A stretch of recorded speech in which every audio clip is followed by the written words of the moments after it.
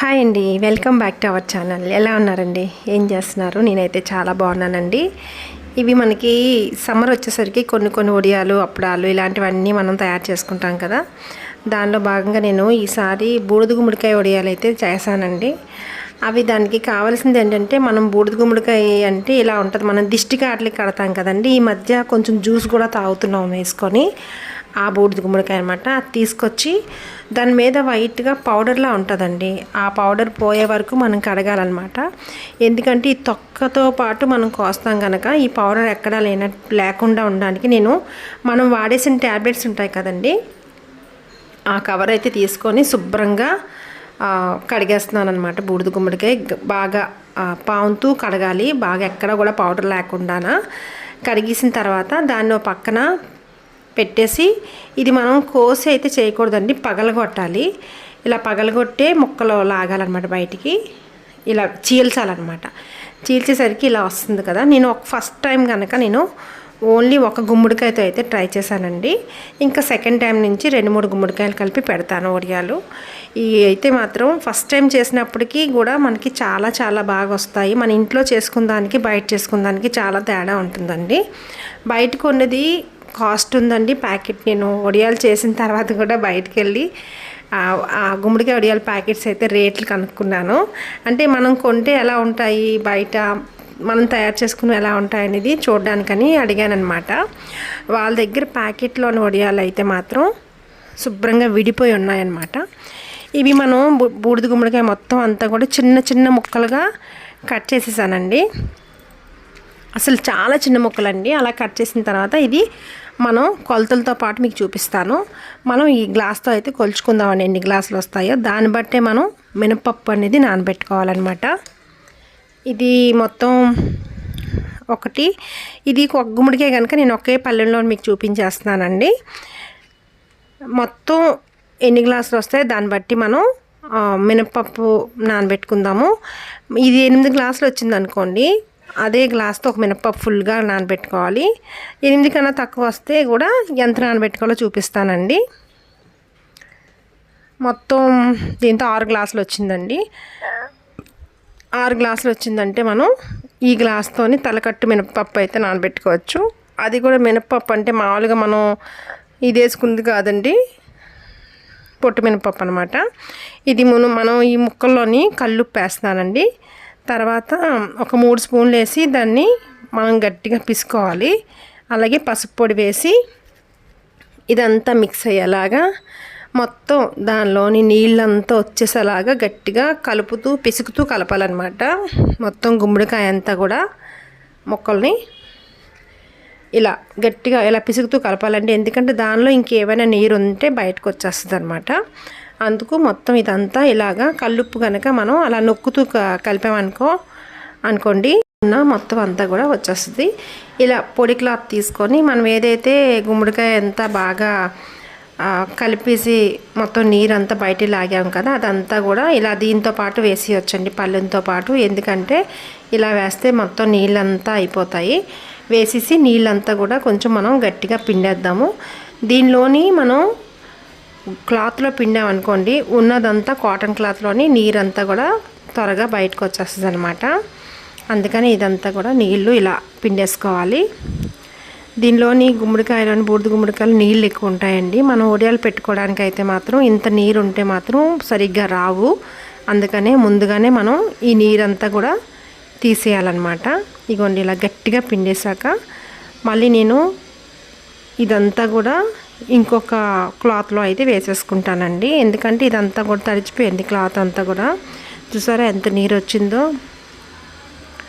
అందుకే ఇది పక్క తీసేసి ఈ నీళ్ళది ఇంకొక క్లాత్ తీసుకొని ఈ క్లాత్లో అయితే వేసేసుకుందాం. మళ్ళీ దీనిలో కూడా మనం ఏదైనా నీళ్ళు ఉంటే వచ్చేస్తాయి అన్నమాట. ఇలాంటివి కాటన్ క్లాత్లు అనుకోండి త్వరగా నీళ్ళు అనేది పీల్చుకుంటాయి. సిల్క్ క్లాత్ అయితే, నెట్ క్లాత్ అయినా సరే సరిగ్గా రావండి, నీళ్ళుగానే ఉంటుంది. అందుకే కాటన్ క్లాత్ అయితే ఇక చూడండి ఎలా వచ్చిందో, నీరంతా బాగా పీల్చేసుకుంటుంది అనమాట. ఇప్పుడు ఇది నేను బరువైంది ఒక టేబుల్ మీద ఈ గుమ్మడికాయ ముక్కలు పెట్టి, నా దగ్గర ఉన్నది రుబ్బురోలు అండి.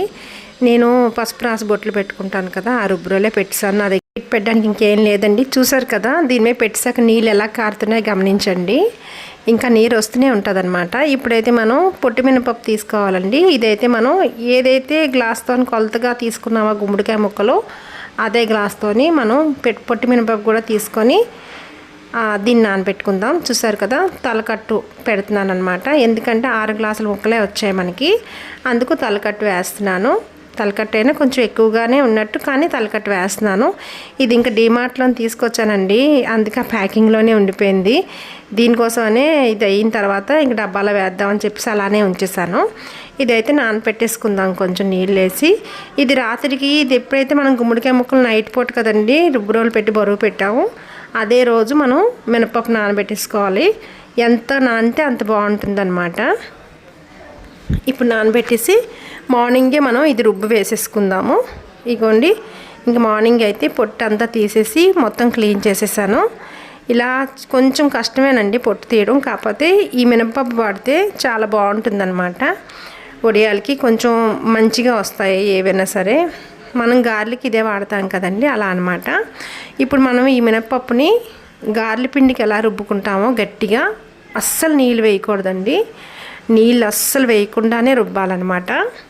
ఇదైతే నేను గ్రైండర్కి నీళ్ళు అసలు ఒక్క చుక్క కూడా వేయకుండా నేను వేస్తున్నాను. ఎలాగైతే మనం కడిగిన పప్పు ఉందో అలానే మనం గారెలకి ఎలా అయితే రుబ్బుకుంటామో అలా గట్టిగా ఉండాలి, మెత్తగా నలగాలన్నమాట. అలా అయితే రుబ్బుకోవాలి. మనకి పప్పు అయితే గట్టిగా ఉండాలి, రుబ్బు అయితే మెత్తగా నలగాలి. అంత మెత్తగా నలగొట్టుకోవాలి. ఒక్క చుక్క నీళ్ళు వేయకుండా జాగ్రత్తగా మనం ఇది రుబ్బేసుకోవాలండి. మనం ఈ రుబ్బు వల్లే మనకి వడియాలనేవి ఎలా వస్తాయనేది మీకు తెలుస్తుంది. ఏమాత్రం నీళ్ళు వేసామనుకోండి, వడియాలు అయితే మాత్రం పాకిపోతాయి. అలా పాకాయంటే సరిగ్గా రావన్నమాట, బాగోవు. అందుకనే ఇలా కొంచెం గట్టిగానే రుబ్బుకోవాలి. ఇది రుబ్బేసుకొని పక్కగా తీసేసుకుందామండి.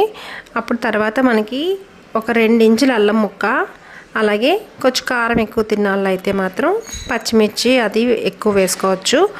నేనేంటంటే పచ్చిమిర్చి తెచ్చుకున్న దానిలో పండుమిర్చి బాగా ఎక్కువ ఉన్నాయండి, అవి ఇవి కలిపి తీసేసుకున్నాను.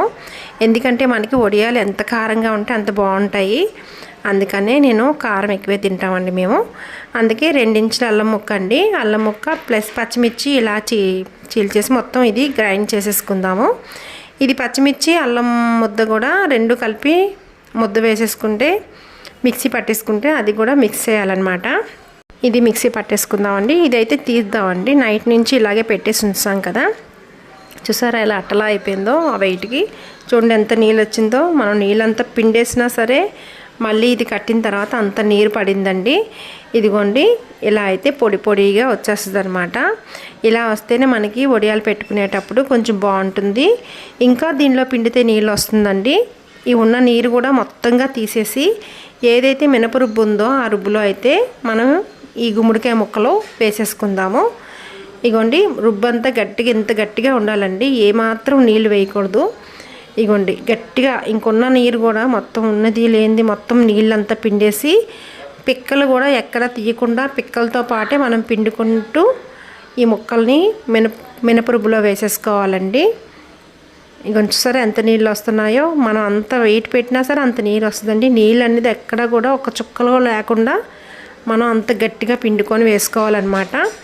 ఏమాత్రం నీరున్నా వడియాలు కూడా ఆరవండి. ఎందుకంటే మనం అన్ని వడియాల్లాగా పలుచగా పెట్టం, అయ్యి కొంచెం ముద్దగా పెడతామన్నమాట. అందుకనే కొంచెం మనం నీరు లేకుండా పిండుకోవాలన్నమాట. ఇగోండి, ఇదంతా కూడా పిండేసాము. ఇప్పుడైతే మనం పచ్చిమిర్చి అల్లం ముక్కలు మిక్సీ పట్టాము కదా, ఇది కూడా దీనిలోని కలిపేసుకుందామండి. ఇగోండి, ఇదంతా ఇంత వచ్చింది. కొంచెం వడియాలు అయితే మాత్రం కారంగా కావాలంటే కొంచెం మిర్చి ఎక్కువ వేసుకుంటేనే బాగుంటాయండి. ఇంకా నేనైతే సాల్ట్ వేస్తున్నానండి, సగ్గుబియ్యం వేస్తున్నానండి. సగ్గుబియ్యం నానబెట్టిన వీడియో అయితే మిస్ అయింది. ఇది సగ్గుబియ్యం ఎప్పుడంటే మనం ఇంకా వడియాలు కలుపుతాము అన్న ఒక అరగంట ముందు 3 స్పూన్లు ఒక సగ్గుబియ్యం, నేను తీసుకున్న క్వాంటిటీకి ఒక 3 స్పూన్లు సగ్గుబియ్యం అయితే ఒక అరగంట ముందు నానబెట్టుకోవాలండి. నానబెట్టుకొని ఈ సగ్గుబియ్యం వేసేసుకోవాలి. దీనిలోని వేసుకొని ఇది అది కలిపి మిక్స్ చేసేయాలండి. మనం ముందు ఉప్పు పసుపు వేసి ఈ ముక్కల్ని కలిపాం కదండి, అది ముందుగానే మనం చూసుకొని ఉప్పు పడుతుందో లేదో చూసుకొని ఉప్పు వేసుకోవాలి. అలాగే ఇది మా మేడ అండి. ఇది ఎక్కడానికైతే నాన్న తిప్పలు పడాలన్నమాట. 4 ఫ్లోర్లు ఉంటుంది. మాకు లిఫ్ట్ అలాంటివి ఏం లేవండి. ఈ పైన ఇదేంటంటే లలిత బ్రాండ్ది ఉంటుంది కదా మ్యాటు, దీని మీద మేము ఒడియాలు అప్పుడాలు అలాంటివి ఆరబెట్టుకుంటుంటాము. అది క్లీన్ చేసేసుకొని దీని మీద మ్యాట్ వేసి మళ్ళీ దీని మీద చున్నీ కప్పి వెళ్ళాలి, లేదంటే పావురాలు తినేస్తాయి అన్నమాట. ఇదిగోండి ఒకసారి అంతా బాగా ఎండిపోయాక ఇలా అయ్యాయి ఒడియాలు. ఇంక ఇక్కడ నుంచి 4 ఫ్లోర్లు ఎక్కి నేను పైన పెట్టకుండా మా ఇంటి ఎదురుగా గుమ్మంలో ఎండ వస్తుంది, అక్కడ పెట్టేస్తాను అనమాట పళ్ళెంతో. ఇగోండి ఎండిపోయాక ఎంత బాగా వచ్చాయి చూసారా. ఎంతెంత ముద్దలు పెడితే అలా ఆరిపోయిన తర్వాత ఇలా అయిపోతాయి అన్నమాట. చూడండి ఇంత కదిపినా సరే ఎక్కడైనా విడిపోయాయా, లేదు కదా. అదే మనం బయట కొన్నాం అనుకోండి ప్యాకెట్లోనే విడివిడిగా విడిపోయి ఉంటాయి. ఎందుకంటే వాళ్ళు మనలాగా క్వాంటిటీలతో పాటు చెయ్యరు. మరి ఎలా చేస్తారనేది మనకు తెలియదు, కానీ మన దగ్గర అయితే మాత్రం క్వాంటిటీతో చక్కగా చేసుకుంటాం కనుక ఎక్కడ విడిపోకుండా ఉంటాయన్నమాట ఒడియాలు. అలానే నా వీడియో నచ్చితే తప్పకుండా లైక్ చేయండి, షేర్ చేయండి, కామెంట్ చేయండి. అలాగే కొత్త వాళ్ళు ఎవరైనా చూసినట్టయితే నా ఛానల్ సబ్స్క్రైబ్ చేసుకోండి. అలాగే ఇంకా మంచి మంచి మీకు యూస్ఫుల్ అయిన వీడియోలతో మళ్ళీ మిమ్మల్ని కలుస్తానండి. ఇగోండి నా ఒడియాలు అయితే ఇలా ఎండిపోయినాయి ఉన్నాయి, ఇలా స్టోర్ చేసుకున్నాను. ఇదైతే వేయించుకుంటున్నానండి. ఇంకా వేయించుకున్నాక తిన్నాక ఇంకా చెప్పక్కర్లేదండి, అంత బాగున్నాయి అన్నమాట. ఇలాగే మీరు తయారు చేసుకొని మీకు ఎలా వచ్చాయో, మీకు ఏదైనా క్వాంటిటీ ఏదైనా తప్పుగా ఉన్నా, లేదంటే నేను చేసే విధంగా ఏదైనా మీకు రాకపోయినా నాకు తప్పకుండా కామెంట్ చేయండి, నేను తప్పకుండా మీకు ఆన్సర్ చేస్తాను. అలానే నేను చల్లమిరపకాయలు మళ్ళీ ఇంకా ఎండు ఉన్నప్పుడే అప్పడాలు కూడా పెడతామండి. ఈ వీడియో కూడా మీకు పెడతాను. ఎవరైనా కొత్తగా నేర్చుకునే వాళ్ళు కూడా మీరు చూసుకొని చేసుకోవచ్చు. చాలా బాగా వస్తాయండి. ఫస్ట్ టైం కూడా బాగా వస్తాయి. అలానే ఈ వీడియో అయితే నేను ఎప్పుడో పోస్ట్ చేయాల్సిందండి. ఇంకా నాకు ఇక్కడ వాయిస్ ఓవర్ ఇవ్వడానికి కొంచెం ఇక్కడ చుట్టుప్రక్కల కన్స్ట్రక్షన్ జరుగుతుందనమాట. దానివల్ల మేము నెక్స్ట్ వీడియో పెట్టాల్సినవి కూడా మేము తయారు చేసి ఆరబెట్టుకోలేకపోయాము. ఎందుకంటే అక్కడ కన్స్ట్రక్షన్ జరుగుతుంది, అంత దుమ్ము ధూళి వచ్చేస్తుంది అని చెప్పేసి ఇంకా మేము చేయలేదన్నమాట. అలానే తర్వాత వెంటనే ఇక్కడ ఒకరు బోర్ వేసుకున్నారు. ఆ బోర్ అదంతా 2 days అది గొడవ అండి, అదొక సౌండ్. అందుకే ఇంకా వాయిస్ ఓవర్ ఇవ్వడానికి కూడా నాకు ఇక్కడ అంత కంఫర్ట్గా లేదు, అందుకే వీడియో లేట్ అయిందండి. అలాగే ఇంకా నుంచి వచ్చిన వీడియోలన్నీ మీకు మంచిగా యూస్ఫుల్ అయిన వీడియోలు అయితే వస్తాయండి. ఇక నుంచి నేను వాయిస్ ఓవర్ ఇవ్వడానికి కూడా వేరేది చెక్ చేసుకుంటున్నాను అనమాట. ఎందుకంటే ఇక్కడ డైరెక్ట్ మాట్లాడడానికి ఇక్కడ కొంచెం ఇబ్బందిగా ఉంటుందండి. అందుకని ఇంకా వాయిస్ ఓవర్ ఇవ్వడానికి కూడా అంత టైం చూసుకొని ఇవ్వాల్సి వస్తుంది. అలాగే నా ఛానల్ నచ్చితే సబ్స్క్రైబ్ చేసుకోండి. థ్యాంక్ యూ ఫర్ వాచింగ్ అండి.